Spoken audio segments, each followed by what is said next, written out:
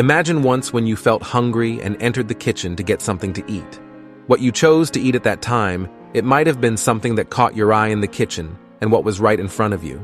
It could have been biscuits, chips, or some unhealthy food that you probably decided not to eat because it might lead to weight gain.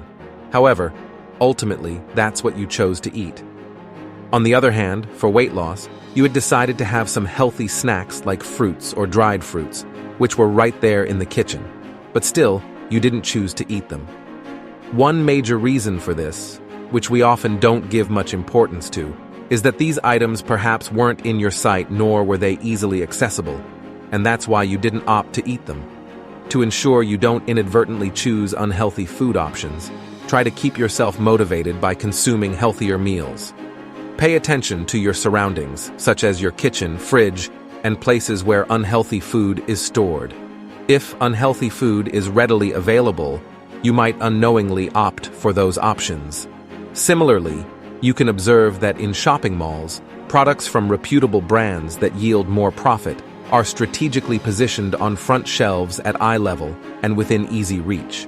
Products with lower profit margins are usually placed on lower shelves to avoid catching your attention easily. We interact with the external world through our 5 senses.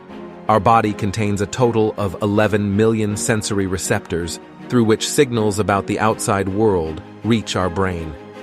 It might surprise you that out of these, about 10 million sensory receptors are connected to our eyes, and our brain dedicates nearly half of its power to process what we see in front of us.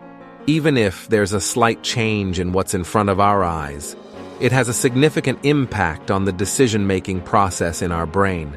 For instance, you can conduct a small experiment on yourself. If you have unhealthy foods in your kitchen or fridge, then there is no need to throw them away. Just rearrange them to a place where they're not visible to your eyes. Make sure these foods are not easily accessible.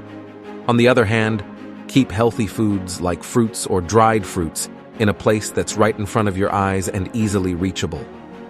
Just follow the tips, and after 21 days, come back and let me know if you noticed any significant changes in your food habits. You may have noticed that upon entering any temple or meditation hall where everyone sits silently, one becomes effortlessly silent as soon as he enters the hall. Again, while walking down the road at night, one becomes cautious naturally. So, the environment around us always has an impact on our behavior, and you can intelligently utilize this by using it to your advantage. But how? Do you also often find it difficult to fall asleep after lying down in bed at night? Or when you sit down to read, does your mind keep wandering towards your phone repeatedly?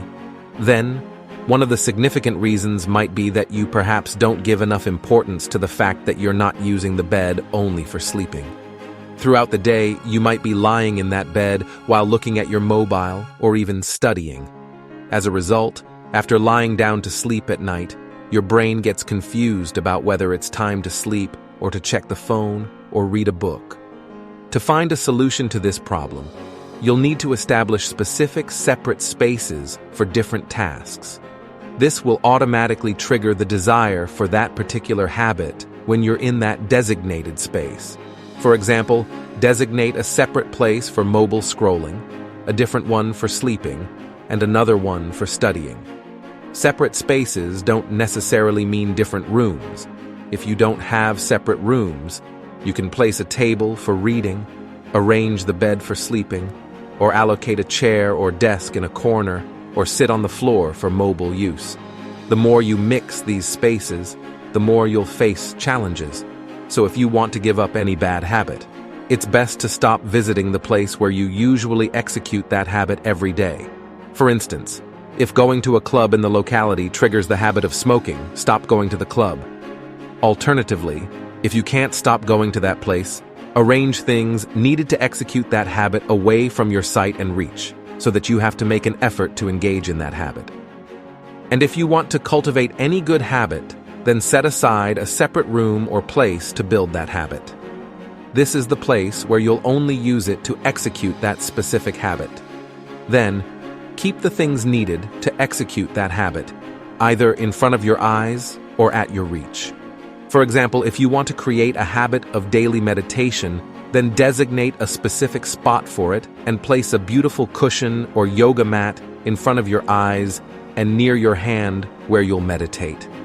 This way, when you see that spot or those items, the desire to meditate will awaken within you.